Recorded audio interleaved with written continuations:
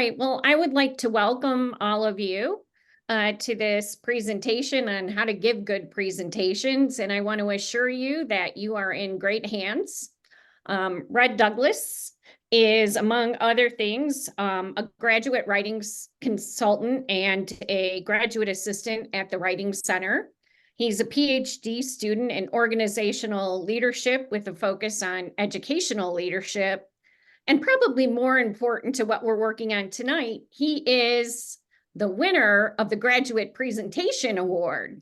As well as today, he just had yet another publication come out sharing his research.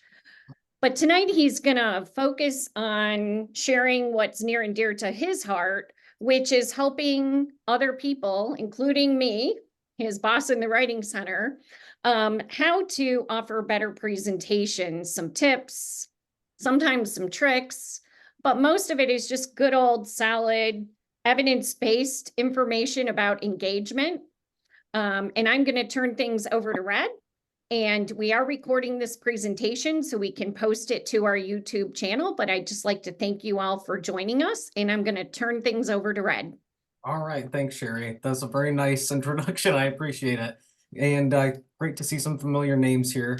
So let's have some fun tonight. I'm going to start this off with the caveat of saying I'm so pleased that we can give this presentation remotely, knowing that we will be going to conferences in person later this year. That is, I'm very happy that we're circling back around to, somewhat of a pre-COVID expectation of in-person conferences and presentations, and that's wonderful. And but tonight we're here online, and so let's make the most of our time. I'm going to go ahead and share my screen and see if I can get this going.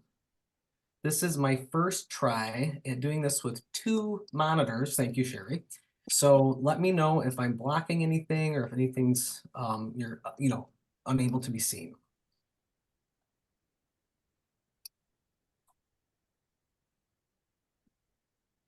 Okay, great. So here's our agenda for the night. A couple categories, we'll say 4 broad main areas that we want to look at this evening. We're going to look at some numbers that I think will resonate with you. They certainly did with me when they were shared to me for the first time. And I think that these are some tips and tricks that you can take with you moving forward in whatever you're doing to present, be it your dissertation, your thesis, hopefully for those of you who are defending soon, or conference presentation, so on and so forth. I think that these are broadly applicable skills. Even, term papers that, you need an accompanying presentation for, things of that nature for coursework. We can talk a little bit about preparation and what you can expect in terms of a timeline when you're preparing for said presentations. Also, just a couple of quick tips and tricks, and then a few things that related to multimodal communication, including eye contact, posture, body language, things like that. So in no particular order, let's get started. This was a video that Sherry had added. She had put it together when we gave this presentation for one of her writing and rhetoric classes last winter semester. And it's a good way to just get us a launching pad for us to get started with tonight. So let's hear from him and get us kind of in the mindset. If you've made it here, thanks.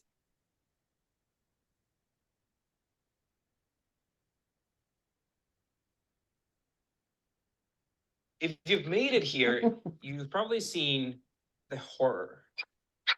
Overcrowded slides, presenters that bore you to death, thousands of business presentation templates that all look the same. Death by PowerPoint is very much real. In this video, we're going to look into some high-quality presentation templates, dig into the slide creation process, and learn how to follow a storytelling structure that keeps the attention of your audience. Death by PowerPoint is not only caused by ugly slides, and we'll get into those in a minute, but by a dull presentation story. That's where we're going to talk about structure first, ensuring your audience doesn't fall asleep. Templates like these are handy to help your slides follow a concise story arc. Often, if not all the time, a presentation is much like telling a story, and there's a lot that presenters can learn from storytellers. A good story is usually divided into 3 acts, and so is an excellent presentation. In the first act, we establish the status quo and the story itself. The second act begins with the first plot point, an event that completely changes everything. The final and third act starts with the second plot point that narrows the outcomes of the story and pushes the characters to a resolution. You'll recognize this arc in pretty much every novel, every story, and especially Hollywood movies, and it can most certainly be applied to presentations. Let's look at the presentation Airbnb used to pitch their business back in 2009. Notice how the first section establishes the problem and the opportunity, the status quo. The problem and its value proposition are the plot point that breaks the state of affairs, and each upcoming slide builds up on that story. When selling a product, and even when pitching a company, I like to think of the pricing slide as the second plot point. The presentation story builds up to a climax, and then this is the moment that brings the story to a culmination. Try to arrange the story you want to tell in a way that's exciting to the audience. Use the introduction to set the story. The intro is the place to add a slide about the status quo and the challenges your company and your project faced or faces. Use the middle section to build up on the story. Don't be afraid of mentioning challenges and setbacks that you've had to overcome, and reinforce the point that you or the team you represent were the right people to master those difficulties. Finally, use the last section to draw conclusions and talk about the next steps. Remember, most presentations are stories. For more details on the storytelling behind a presentation, take a look at the article we posted below. Now, let's talk about design. Most people think of death by PowerPoint after looking at terrible slide designs. And they're right. PowerPoint has given us some very regrettable presentations. An excellent presentation story blended with slides that draw attention is the killer combination to deliver a memorable pitch. If you found this video after downloading a SlideBean template, rest assured that the slides will look great. We built SlideBean to take these principles into account and to ensure slides look good every single time. If you're editing your presentation on a different platform, here are a few of the principles we use to design our templates. Number one, keep it short. Choose just one idea per slide and stick to it. If you feel the urge to elaborate on a second idea, move it to another slide. 30 simple slides are much better than 10 overcrowded. An overcrowded slide is also a slippery slope that leads to cognitive overload. Just avoid it at any cost. Stick to a color palette. Keep the main content of your presentation to 3 or 4 primary colors. So use the darkest and the lightest color for the background and the text, and the other 2 colors for the highlights. If you're working on a company presentation, you can of course base these colors out of your logo. Number 3, great images equals great presentations. The days of searching for Google Images and coming up with boring, catastrophic, terrible, and copyrighted, protected stock photos are over. Plenty of services like Unsplash and Startup Stock Photos offer truly gorgeous stock photos, free to use and free to download. Like Unsplash, you can look into the Noun Project, which is a gallery of millions of icons that you can download in any color and any size. Noun Project does cost $10 a month, but unlimited use is included for free on SlideBean. Number 4, use size to convey importance. Not all information should be granted the same level of significance in your slide. So use focal points to establish visual hierarchy. If something ends up being too small, it probably shouldn't be in the slide at all. Big fonts work great for presentation and also forces you to keep the amount of text to low levels. Text and fonts. Number 5, treat your text like an image. It can make a difference. Sites like Medium are beautifully designed sites where the only element is type. Our first tip is to understand the difference between sans serif and serif fonts. Serif fonts are often used in formal documents, while sans serif fonts are associated with more casual, more informal presentations. You can actually try combining the two on headings and body elements. As a rule of thumb, stay away from cursive or other heavily stylized type. Now, I've added a bunch of links to some fantastic articles that go into much more detail about the points we've reviewed today. We'll be publishing more in-depth videos about these specific points, so make sure to subscribe to our channel to stay up to date. What would you like us to cover in the future? Let us know in the comments. Break a leg on your next presentation. He said that with purpose. I really think I might break a leg next time. Break a leg. Here, Okay. Here we go.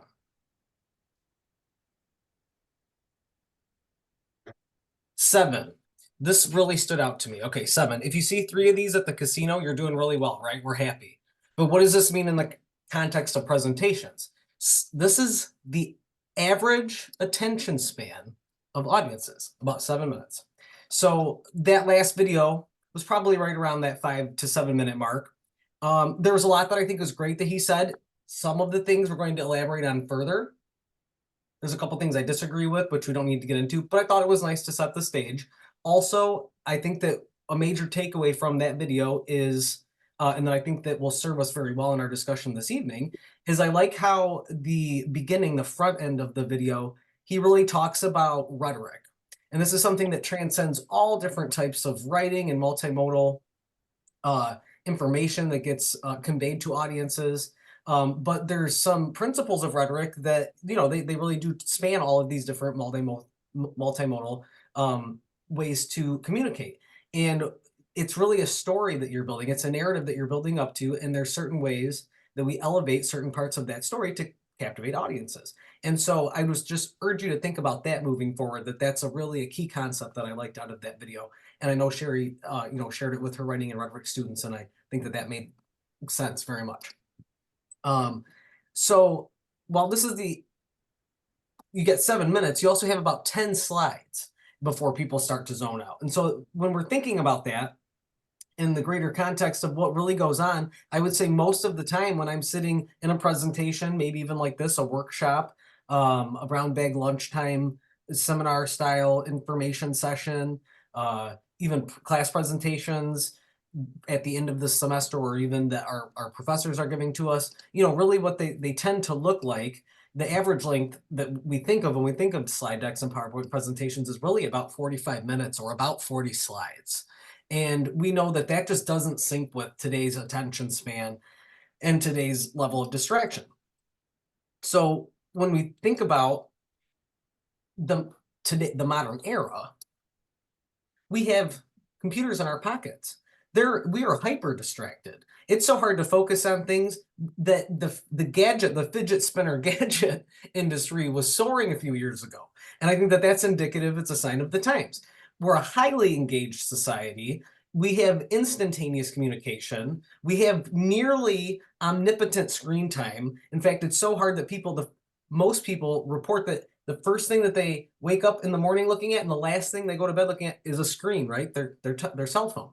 The distractions are rampant. So we need to hone in on some of these skills, especially for presentation giving, and especially like tonight where we're remote, because you're just going to lose people. You guys are you might be on Amazon, you could be shopping, you could be, you know, trying to text somebody on another screen or whatever is going on. We really have to think about and be intentional about the ways that we work with engaging. Yep, go ahead, you Sherry. might think that one of the ways that we promoted this video was for high stakes presentations like thesis defenses and dissertations. And you might think, well, those are very different. And certainly in a dissertation defense, we are likely going to have more slides, and we should often have backup slides for questions that we might get. But all of the things that Red is suggesting are as applicable to a group of academics as they are to anyone else. And I admit that I've been at dissertation defenses where I've noticed that even some of the committee members had other screens open at the same time. So we're competing, even with an interested audience, we're competing with limited attention spans and other factors. And yes, it shouldn't be that way. But we can talk all day about what should be. What Red and I are trying to, you know, encourage people to think about is what is. And even with a highly engaged academic audience, these factors are critical. Sorry, Red. No need to apologize. Thank you. And I would say that, you know, there's the caveat. One of the things that the gentleman said in that video we just viewed was that, you know, he would rather see 30 less cluttered slides than 10 jam-packed slides that are, you know, kind of in I guess catalyzing information overload or cognitive overload in the audience, right? And I agree with that. I agree with that to an extent. That does tack on some questions, I think, with regard to attention span and how many slides that we have. But these are general suggestions, and there's of course going to be instances where there's exceptions to these rules. And a presentation like a doctoral defense is certainly one of those. And we have to remember too that the slideshow that Red's talking about, this is a visual medium. the dissertation is a print medium. True, yeah. That's a More good and point. more, we That's a are good segue likely into the slide. presenting our dissertations, theses, and even academic papers in virtual environments. And so we have to learn this hybrid and make the material, we have to transform the material. And, often people will say, but this is what I learned. Yes, but you have to convey it different ways for in different mediums. And so great segue into this slide.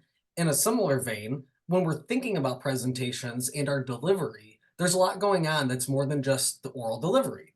Slide decks, and thinking back to the carousel, the Kodak carousel, slides literally were invented as a visual representation to accompany what was being delivered by the presenter, the oral delivery. Oftentimes, our oral delivery is influenced by a written version thereof, right? So even speechwriters, well, they're producing written medium that gets turned into an oral delivery. And there's many different things that goes into a presentation or the delivery of oral content that maybe is derived from whatever medium, written or otherwise, like a dissertation. But because it's a multimodal communication, there's different realms that we need to think about when we're giving a presentation. There's the nonverbal clues and cues that we're giving, like our hand movements or our posture, which we're going to talk about in a little bit. And some of these things come into play a bit more in face-to-face situations when you could be up on a stage or behind a podium, perhaps, than they do in this situation, this scenario this evening when we're, behind a screen. But even what you can see of me, we need to be intentional about what we're using and what we're communicating through our nonverbal cues. We, of course, have the written material that's on the slides, that's in our notes underneath the slides in most cases, and in the material that we're getting, the content that's influencing the content in the presentation, like Sherry mentioned, that could be a thesis or a dissertation or a manuscript. Also, we have the digital aspects, which we're clearly struggling with tonight, right? So nothing's ever a perfect, 400 season, so to speak. But sometimes we swing and we miss. But there's the digital component, which of course in the virtual world comes into play heavily. But still, even some of the things we'll talk about tonight, the digital components when you're giving a presentation face to face, and then the verbal, obviously the oration, the delivery itself. So just something to think about when we're talking about presentations. Of course, we all know that, but sometimes we don't think about it. But let's talk about some pitfalls and some best practices, because like the gentleman said in that introductory video, we've all seen some pretty bad PowerPoints. I think he said death by PowerPoint. So just thinking about some presentations you've seen, and we don't need to name names, and you can use the chat function as well, but is there anything that anybody wants to share that they've seen that is just, I will say, horrific on a slide deck? Thinking about the origins of slide decks and the fact that they were quite literally, as we mentioned, derived as a visual aid to what you're saying. What are some things that people do really poorly on slides that we have observed? I'll start by saying paragraphs. That's the number one thing, right? So I'll start off here by saying that we don't want to see paragraphs on the slide. But is there anything else anybody wants to jump in and say that really gives them they see it, they think, no, not another slide like this. Anything that anybody can think of? Sherry, I know you've got something to say, but Oh, I've always got something to say. Let's see, we've got somebody in the chat, and I will say mismatched colors and or text. Yes. yeah. Some of us just love, we think if 2 is good, 6 must be better. So lots of colors, lots of clip art, the notion that more is always better. Right. Too many numbers. Yes. Again, too many words, but too many numbers. Your eyes can just become overwhelmed, and it's like you can't focus. You can't fix and focus anymore. White space or blocking on your screen is so important. And if you have too much of anything, your eyes can't fix and focus on individual ideas. And so nothing is important. It's kind of like reverse highlighting. I bought a textbook once where almost everything was highlighted in pink. And I made a joke that this person was using the reverse highlighting process. That was anything that wasn't highlighted was probably what was important. Right, right. And Eunice also brought up the fact that sometimes people make the citations the same size as a text. And that's kind of, we certainly want to give credit where credit is due, but we want people to focus on the idea. And as long as they have a link or a place to go, they don't need to give equal space to the source. Right, and that's something I think that he said really well in the video too, that we should think about is the use of headers. We do that in written communication, obviously, right? We do have a system, like for example, APA has a system of headers and seriation, and we do that. We should do the same thing in these digital spaces as well, particularly with these digital slide decks, because we can choose what to elevate based on importance. And I think that's a good point. Yep, thanks for bringing that up as well. So let's look at some things that are going to really make your eyes hurt. Ready? Oh God, here we go. Okay, so I would say that number one, we want to make sure that our fonts are professional. So I agree wholeheartedly that we should be using simple serif or sans serif fonts and switching them back and forth, perhaps with those headers and seriation style choices in mind, of course. We want to stay away from fonts that are going to be inaccessible to certain people, or just outright difficult to read, things that are heavy script laden or so on and so forth. For accessibility reasons, it's always important to left align text when we're thinking of blocks of text. Now, the caveat being, of course, there should not be blocks of text, but like Sherry pointed out, there are always exceptions depending on the type of content you're delivering, and a dissertation is pretty dense, I would say. So if there does tend to be some sort of larger block of text, or you're showing perhaps a participant quote from an interview or something like that, keeping all other things in mind stylistically in terms of spacing and size of the font point and so on and so forth, we also want to make sure that it's left aligned. People who struggle from dyslexia sometimes have issues reading center aligned fonts. So when we have larger blocks of text, we want to always make sure that those are pushed to the left. Single lines like headers and so on and so forth, totally fine to center. But we do want to think about that when we have multiple lines of text in succession. Also, we want to think about our contrast, so colors that could be hard on the eyes or provide too little contrast. A significant percentage of our population is colorblind. About 1 in 12 men, or 8 to 10% of men, are colorblind. So keeping that in mind when we're putting together our color palettes and our contrast. Also, bright or white backgrounds, and people don't think of this too often, but when we're in a face-to-face setting, like a conference where sometimes the lights are dimmed towards the front of the room where the speaker is stationed, sometimes behind a podium or a table, a panel table, so on and so forth. If we have a really bright white background, what that really does optically is it takes away from you. And whether or not, and sometimes people are nervous when they're giving presentations, and whether or not we want to admit this, whatever we can tell ourselves to get through it, fake it till you make it. But we are the center of attention in that presentation, not the slide deck. Remember, the slide deck is an aid. It should be a visual aid to what you are orally delivering.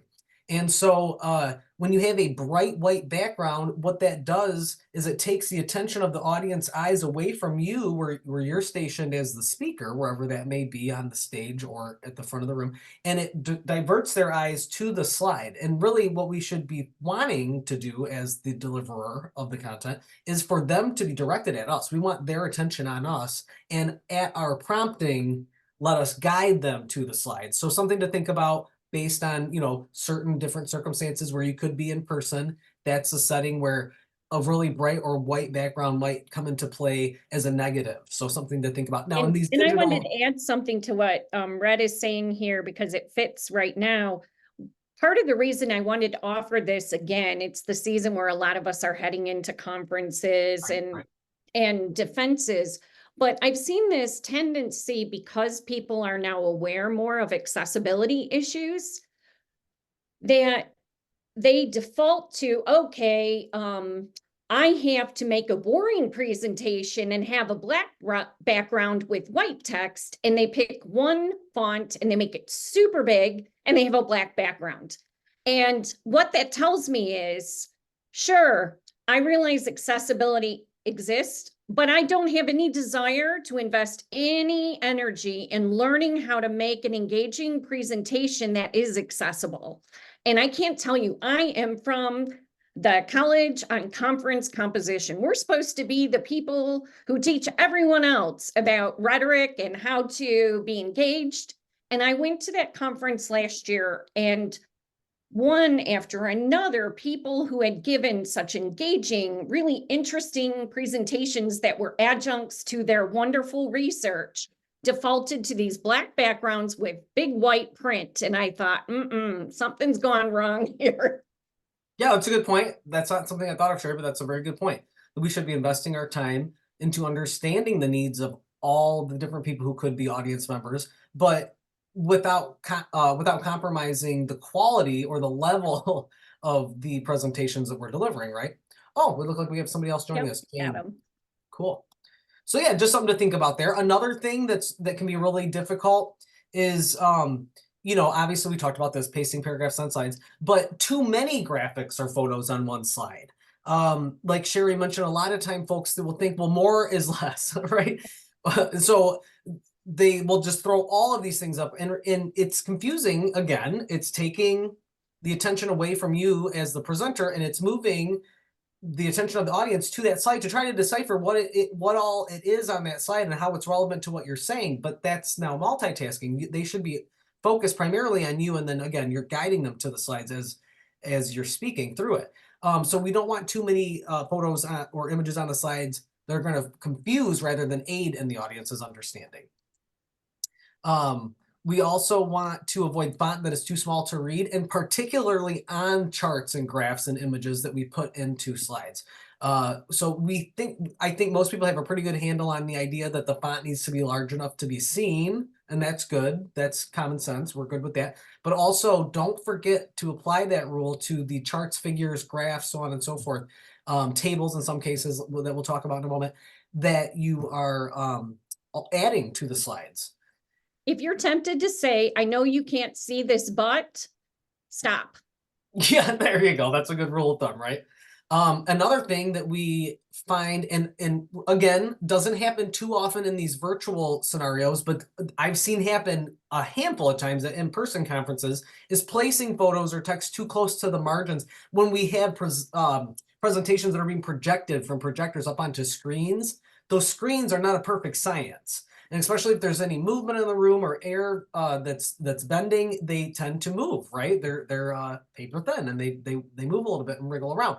Well, what happens is sometimes figures or slides, or if it's not just perfectly set onto that canvas, it can cut off images. And so I can't tell you the number of times I've seen a graph, and then I'm looking up at the screen trying to figure out what the person's saying, and I'm like, well, what the heck happened? I mean, we're never going to know what happened to the dolphin population, because the table or the graph went off the edge, and now I can't see it because it's off the wall or whatever's going on, right? So something to think about, something to certainly think about when we're placing our figures onto the slides.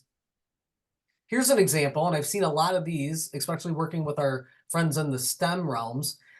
So, there's some things to be salvaged from this, though. Looking at this, I think it's easier to consider the latter, what doesn't work. Is there any thoughts anybody wants to share about what's going on here that we could critique, from a critical perspective, things that could be improved or aren't working here that anybody would like to share?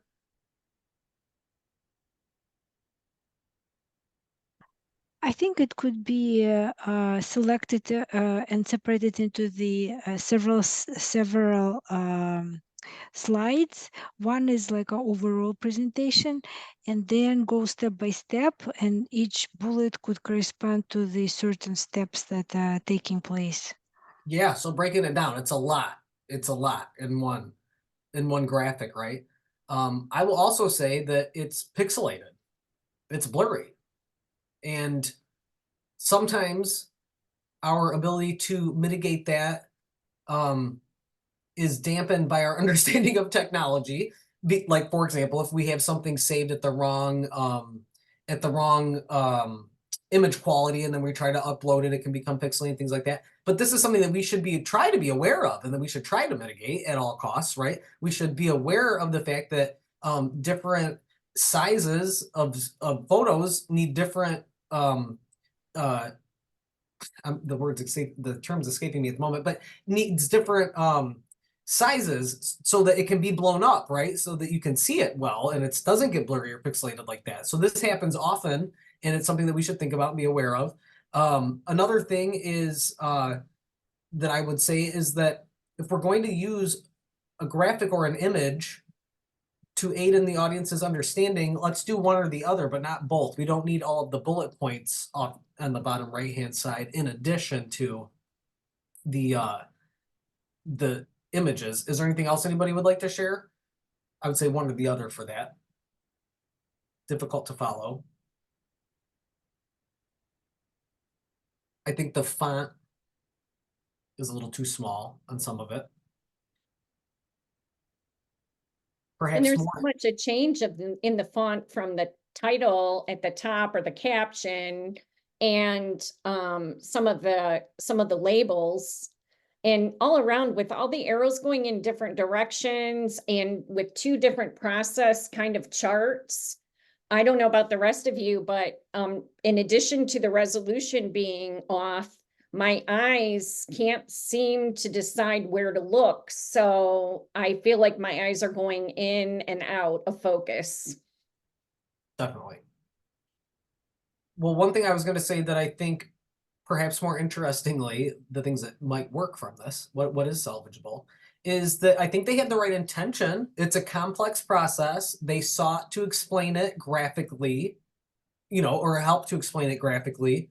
Again, I would say pick one or the other. We don't need the text and the bullets off on the right-hand side. But if we were to remove that and think about this meat and potatoes or the skeleton of this, maybe, and I like the suggestion that, it helps, but it could be split up and broken down into multiple phases of the process. But I think the overall goal here was, listen, this is something that's going to be very complex. Why don't we try to make an attempt at explaining it with some images or a graphic instead of just words? So that's something to think about. Moving on though. A couple more numbers I want to throw at you that I actually learned as part of a program years ago that I was involved with called the Ideas to Business program through the business school. And I think it also dovetails nicely with the video that we started out with this evening, in that when you're thinking about business pitches, some of these rules are a little bit more hard and fast. As academics, and especially given the circumstances of what we are presenting, right? What the medium is derived from, or the document that the presentation is derived from. We're going to break some of these rules inherently. It's just the nature of the game. But generally speaking, we want to think about the 5-5-5 rule. Well, what is that? You should have no more than 5 words per text line. So per bullet, we'll say. You should have no more than 5 lines of text per slide.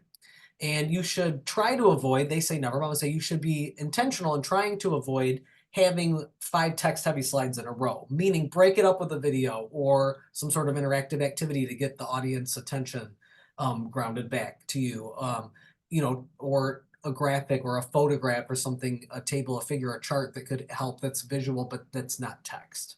Also, there's the 10-20-30 rule. That's as common in business as well. You should aim for, and again, we know that this is not going to work in all circumstances, but if you have maybe a 20-minute conference slot with multiple presenters in one room, like some conferences are set up that way, and you have a finite amount of time, you need to get through all of this content, shoot for maybe 10 slides. You should get through them in about 20 minutes.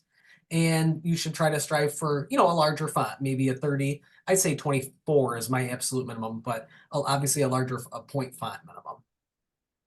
Obviously, we want to try to avoid reading directly from the slides. And that's something that a lot of people revert to because they're nervous. And there's some techniques that we can share with you to help prevent nervousness, one of them being preparing, which we'll touch base on here shortly. But, in general, you should try to avoid reading from the slides because, again, remember, you're the focal point of the presentation. The audience should be directing their attention to you as the deliverer of the content. The slide should be an aid. It shouldn't be vice versa, where you're turning and looking to the slides and reading them, because then the audience, again, they're competing for what they're going to do. Are they going to read it? Or are they going to listen to you read it? It gets confusing and it really does turn audiences off quite quickly.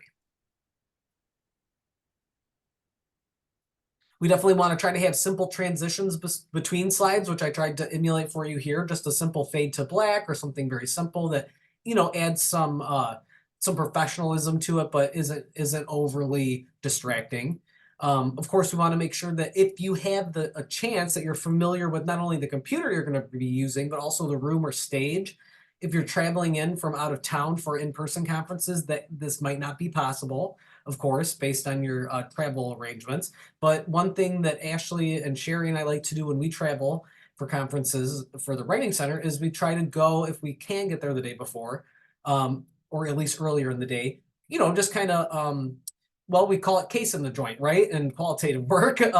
But you kind of, peep the scene, try to get familiar with your stage, find the room maybe that you're going to be presenting in, and scope it out and just see what's going on there. What kind of equipment you might need, a dongle or something to hook up to their presentation setup or their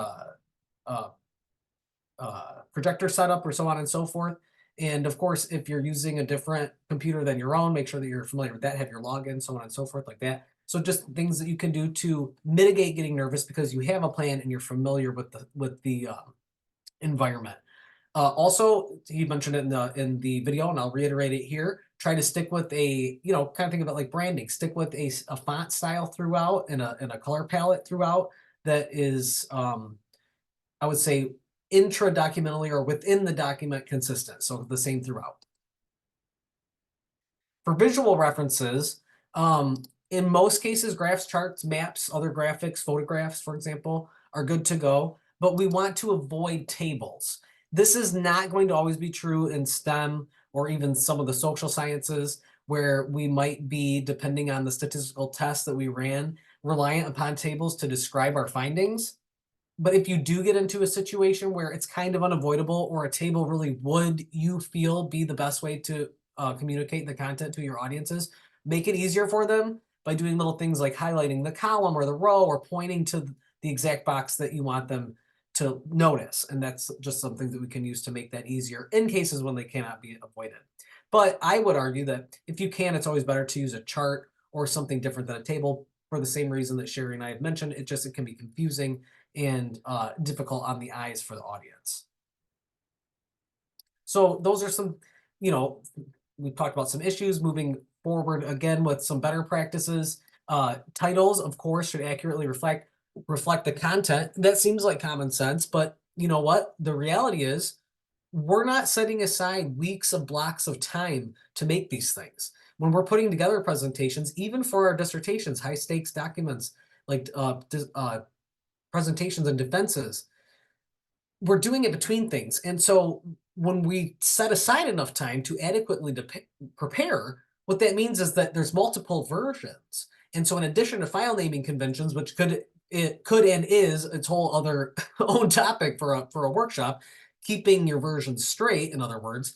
But in addition, things change, things get mixed around. And so we have to go through and make sure that when we copy or duplicate slides or move things around, that the titles stick with it and that the titles accurately reflect what's on the slide. Again, it seems like common sense, but in the real world where we're doing things in the midst of life and we are, again, in a hyper distracted environment, that, things move along from revision to revision and version to version and are still lining up. Also, especially with very dense or complex topics or ideas that you're trying to convey, we want to make sure that we're taking time to pause, ask for, depending on if this is how you're setting up your presentation, but ask for questions at that time, or just generally pause to take a drink, take a sip of something, scan the room, kind of gauge your audience, see if it looks like they're picking up what you're putting down, so on and so forth. Speak slowly and loudly enough for everyone to hear. Again, this sounds like common sense, but at times, especially as academics, I'll say, we need the reminder for audience awareness so that we can slow down, pause a little bit more often. Again, I will say that among academics, we tend to be in many cases, type A or hyper intelligent. A sure sign of that is talking very quickly. You can tell a room of eggheads when everybody's talking so fast you can hardly keep up. And I know folks like that. And I sometimes slip into that. And also we want to avoid academies or really jargon laden or jargon heavy terminology, depending again on our audience. Sherry, did you want to buzz in and say something on that note? No, I was just saying amen. Yeah. Okay, now going back to what we mentioned at the beginning when we were talking about our agenda, some things that might be nonverbal in nature. Let's talk about some of those cues and clues that we can make sure that we're paying mind to in presentations.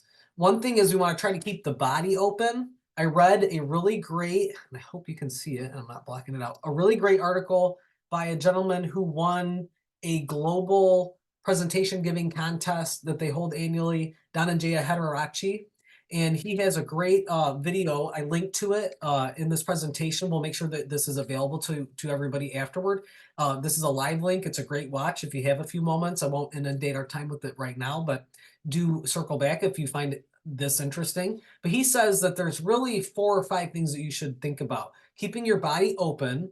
And once I say this, you'll totally make sense of it. So when we get nervous, and this is just our primal instincts, Tori could talk to this, I'm sure. Just biologically, we tend to protect our vital organs. What do I mean by that? Well, thinking back to middle school or high school anatomy and biology, our heart, our stomach, our digestive system, our reproductive organs, basically anything that's in our torso area, right? So what happens when people get nervous? They tend to concave in. They tend to, maybe they get nervous, they'll cross their arms. This is literally our primal instincts, whether it's conscious or not, kicking in and saying high level of anxiety and adrenaline is boosted. We're going to try to do that. People will hide behind podiums or shrink down a little bit. We want to make sure that we're trying to counter that, which is a totally natural instinct for us as humans to do that. We just want to be mindful of it and try to counter that by keeping our body open, keeping our palms to the audience. Another thing that Dhananjaya says is that your palm is one of the most calming things that we see as humans. For whatever reason, just primally, we tend to see the palm of a hand and think that that is calming. So open our palms to the audience, open our bodies to the audience, try to make sure we're maintaining a nice posture. We're not concaving in or rolling our shoulders, being comfortable on the stage. If technology allows, if we are able to have a lapel mic or a wireless that we're able to walk around with. And again, part of that goes back to being able to scope out your space and feeling comfortable with it. But he also says to avoid that tendency to want to stand behind or hide behind the podium. Also, as soon as we lean on the podium, we tend to lose our posture. So try not to lean on or, use the podium as a rest or a crutch. Try to move around, be comfortable with the stage. Don't hide behind the podium. But most of all, know yourself. For me, I know that I talk a lot with my hands, if you wouldn't know. So I try to keep a pen or something in my hand that's grounding, that helps remind me to, not distract the audience with too much hand motion. But here was a photo somebody took of me years ago. And wouldn't you know what? I'm standing toward the audience with my palms open. And that was before I even watched that video. So I had something going for me, but just something I thought I would pass along and share with you. And like I mentioned, if you're able to, definitely check out that video there. Other nonverbal cues, obviously we talked about posture a little bit. What else? What else can we talk about? Definitely facial expressions. If anybody had to take a speech class as part of prior curriculums, I know for my high school, when I graduated, we had to fulfill a speech credit. We had to take a speech class for 1 semester. And so that prepared me. One of the things I think about when I think back to that class is that, you try to scan the room. Of course, in a digital world, but this isn't quite the same. But for those in-person instances, you're trying to, scan the room or pick a couple people to focus on so that you can scan back and forth and not rely too heavily on your cue cards or so on and so forth. Another thing that I think about, though, that I'm really bad about, I have very sensitive eyes. Even on cloudy days, you'll see me on campus with sunglasses on sometimes. I have light eyes. Is I get up on stage sometimes and those lights are bright and I squint really bad.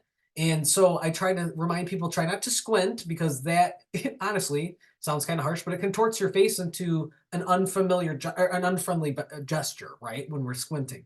So try to avoid squinting in instances where you might have lights on you. Of course, scan the room, keep eye contact, and don't forget to smile. Attire, I'll always say, that you should try to overdress. I just, that's my rule of thumb. I always say I would always rather be overdressed than be underdressed. And that goes back to your confidence level and your self-efficacy and your ability to confidently present your presentation. If you walk in and you're like, oh my gosh, I'm underdressed, that's just going to tank your confidence rolling into, you know, a potentially very important and pivotal presentation that you're giving. One last slide.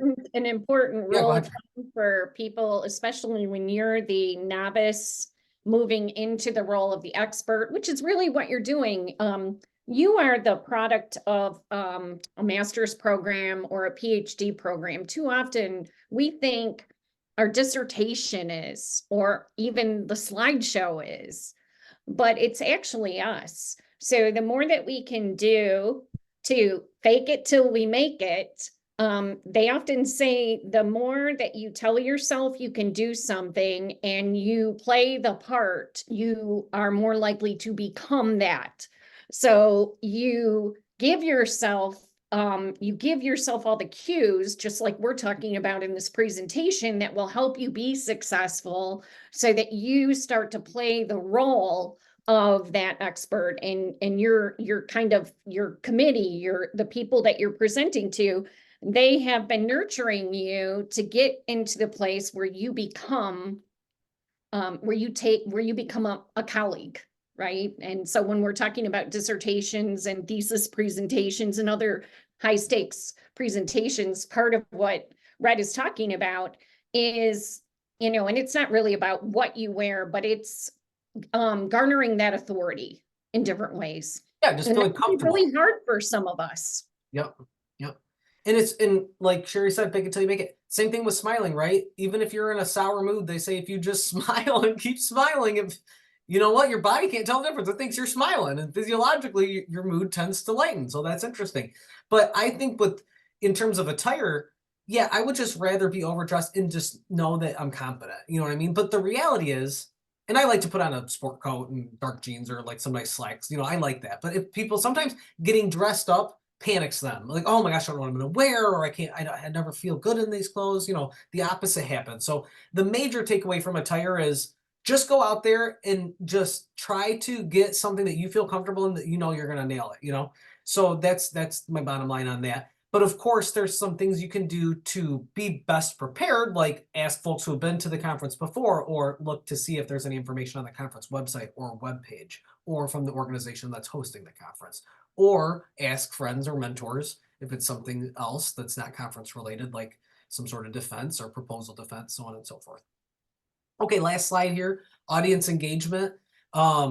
This is probably one of the better, how could I say it? Do as I say, not as I do. Pieces of advice I'll leave you with tonight, because we didn't use any of these tonight, but there are certainly instances where some of these platforms could be very wonderfully crafted into your presentation. Not only, like the introductory video mentioned, using some pre-existing templates to help you get started sometimes, it can be really useful. And these should again also be all live links. So when you get a copy of the presentation after, you can click these and they'll take you right to the homepage. But also these interactive platforms. And I know Jamboard, I think last I heard is that they're phasing that out. I'm bummed about it. Maybe But there's other it's similar, still live now. yeah, or other similar things out there. But you know, these, what I kind of refer to as collaborative real-time platforms, where you could break out people into smaller breakout rooms or little focus groups, and then they could be editing something collaboratively in real time while other groups from the same larger group are doing the same thing, and then you come back to share out. Situations like that. Word clouds or other frequency generators where you can have people type in or vote something up to see real-time feedback from the audience on their thoughts or feelings or opinions on something that you're asking, or also Poll Everywhere, which can be used in a variety of different ways, be it in classes if you're lecturing or guest lecturing, or a special presenter or seminar, you're at a seminar giving a seminar, you can use Poll Everywhere to get real-time feedback in a variety of different ways. Also, for online or virtual situations, H5P, you can use screen capturing. There's a live quiz feature. I'm not an expert at any one of those platforms, but there is a ton. And what I would rely on, and what I will tell you guys that you could rely on as well, is there's tons of videos and YouTube videos out there. Even wiki pages and even like Pinterest boards and stuff about how to use these different platforms based on your discipline. So, you know, anthropology might look a little different than secondary education, but, you know, there's tons of resources out there for each and every one of the platforms listed or websites listed on here. And I don't believe any of them require subscriptions that are paid. So these are all free open access platforms that you guys could utilize to just spruce up your presentations and, you know, try to ensure that you're engaging the audience. But that was it. That was all I had for today. Oh, that's right. I'm sorry. One last thing, I moved to the end. How to prepare for these. Well, just like in a lot of ways, I would say you prepare to write any good paper. You want to outline, have a good skeleton idea, an outline of what you want each slide to look like, what the major ideas are going to be like on that slide, and then work out what bullet points you're going to have, keeping in mind some of those rules like the 5-5-5 rule or the 10-20-30, something like that, right? Trying to make sure that you keep in the text to a minimum on the slides, but outline it out and see where you think things might shake out and where certain content will flow best. And you might not know that until you practice giving it, but always good to have some sort of pre-writing exercise, just like you would for an essay, for a presentation. Have a game plan, right?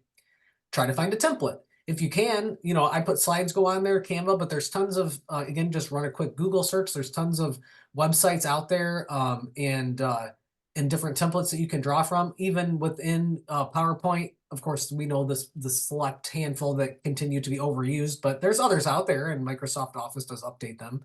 Also, if you're using, oh, what's that other one?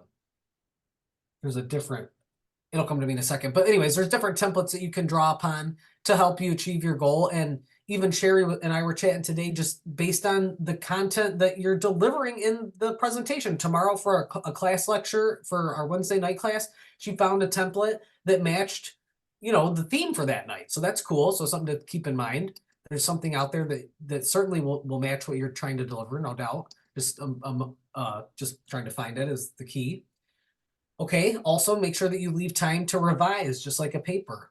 Like I was mentioning when you're outlining, okay, you get up there and you start delivering it to your spouse, your friend, your teammates, your work buddy, whoever, your co-PI, whatever the case may be, and you realize, well, it doesn't really come off the tongue very well in that order. Maybe we should rearrange things. Well, you're not going to know that if you don't leave enough time to prepare and leave yourself enough of a longitudinal space between getting started on curating the presentation and delivering it, that you can go through and find out what does work, what doesn't work, in what order, so on and so forth. So time, leave yourself time to revise and go through those motions. Practice. This is key for your delivery in terms of your confidence and your belief in your self-efficacy. You have to practice, because then if you get into a situation like I did one time, for example, where we were in a room where planes kept flying over. We were near the we were near the airport, and like every, I don't know, 10 minutes or something, a jet would fly over really low and the whole room would get loud, and then everybody would kind of pause and laugh. Well, if I didn't practice that presentation, you know, and I didn't know it like the back of my hand in and out, I would have got thrown off. I would have lost my spot every time a plane flew over. That is something completely environmentally out of my control. It was nothing that I could have done, but the fact that there was one thing that wasn't my control in that situation, and it was my ability to have prepared, and I did. And so that saved me. So just keep in mind that you need to leave yourself enough time to practice and go through this, whether you're doing it to, you know, a recorded screen yourself to watch it back and look at, you know, what worked and what didn't, or you're, like I said, pitching it with friends or an accountability partner. You just have to leave yourself time to figure out what does and doesn't work and in what order. Just like any good paper, revise again and keep going through that process until you're, you know, 110% sure that you're comfortable and confident. And then polish it up, put the final touches on it, look at making sure that you have, again, that 5-5-5 rule, no 5 text-heavy slides in a row, making sure that your graphics are not pixelated, that they're at the right resolution. That's the term I was searching for earlier, that they're at the correct resolution based on the screen size, so on and so forth. Make sure that all of your links are live and working, that you have audio if you embed video, so on and so forth. You know, these are your final touches, adding those little transitions between slides that make it look professional. But number one takeaway, start early, practice, because that is ultimately going to determine, it's going to set the pace for your confidence throughout the presentation. And now I really am done. This, though, is a QR code that you can scan right now, and it will take you to this presentation where you'll have access. And also we can save it as a PDF and also as a PowerPoint and send it out if you would like to provide us with your email address. Sherry, I'll toss it back to you. Sure, and I just like first, I'd like to thank Red for hanging in there with some of the technical problems. Again, that's why you Self-induced on my part as well. And to open this up to any questions that you might have, we tried to anticipate your situation and your questions, but there's nothing better than actually having people who are in the process of trying to put something together. You're going to think of things that we probably didn't. So does anybody here have any questions that you'd like to share? Or comments or tips. There might be something that you're doing well too that we could learn from you about. And I want to remind you that at the Writing Center, we certainly do conduct we certainly do conduct consultations on presentations. Do you think, okay, here we go. You know, you might have noticed too, interrupt because I'm just filling time, but you might have noticed that both of us had water bottles nearby. And I'm just thinking of my own dissertation defense. And as I got started, I had practiced, I had put my family through hearing it. I made jokes about how my husband knew more about the topic than he ever wanted to know and stuff. But my throat became completely parched. For a second, I couldn't remember anything about this important project that I had been working on for more than 4 years, really. And I just stopped. I allowed myself to take a big swig of water. I let my shoulders just drop. And then the people who are in the room know this. It was just like, it went from there. It was just allowing myself that moment, took a drink of water, lowered my shoulders, and then said to myself, you got this. And I clicked on the first slide, and an hour later, all that fear, trepidation, whatever, was gone. So, little things like having water. So does anybody have any questions? Otherwise, we'll let you go and enjoy your evening. But we've got some messages. So let me check, make sure there's nothing I missed. Yeah, Tori had something interesting. Again, when we first started thinking about this presentation on presentations, there were far fewer virtual conferences and things going on in the world, right? That has changed in the post-pandemic environment. But Tori had a really good point for these presentations that do take place entirely remotely. There are some different rules, right? Like some of our body language and posture, like we can't really pace around the stage when you're sitting in an office chair, stuff like that. One thing that she pointed out was about the font sizes. Yeah, if it's not being projected up on a screen and you're assuming everybody's looking at it on at least a laptop, right? At least a 13-inch screen. Hopefully nobody in your committee is signing on to your your dissertation defense with their iPhone or something. But so yeah, I think that does change the circumstance of consideration around the size of fonts and images and even the text of charts and things like that and graphs. The other thing I think about is one thing that I've realized when I'm nervous, when it really matters, turning off the self view can be empowering. Now, if you're worried that you're going to accidentally put your finger up your nose or something, no. But I started, the more and more that we've been on Zoom, the more self-conscious I think I've noticed I've become, because I'm always not only looking at my audience, but I'm looking at myself. And that doesn't happen when you're in a room presenting to a live audience unless you're in front of a mirror. So it's just something to consider as for your own comfort. Would not being able to see yourself, still see the audience, but not see yourself. It's a quick change that you can do during Zoom. And I do it sometimes just to eliminate that focus on, is my lipstick right? Or, how does my mouth look when I'm making these words? I always do that. I always hide self-view. And you'll know if I didn't because I look at myself constantly because it's distracting, right? And it does not emulate the way that we were taught to, most of us, to deliver content in front of an audience, which was on a stage, not on a screen, right? So I think that's a really good point. That's something I always do. I always turn off self view. I will, that's something I will take note to add into future presentations on presentations, because it's something I do and I didn't even think to mention. So good point. Yep. And I And think, you know, Maria, too, your point about about digital the ones. virtual environment too. Yes. The nice thing is, it's just like a virtual consultation. There are things you can slip into the chat as long as you're comfortable and it's not going to distract you. For example, we talked about not wanting to put a lot of charts, a lot of tables in. You can give your audience in a virtual environment, like, here, you can take a look at table 1 if you'd want to.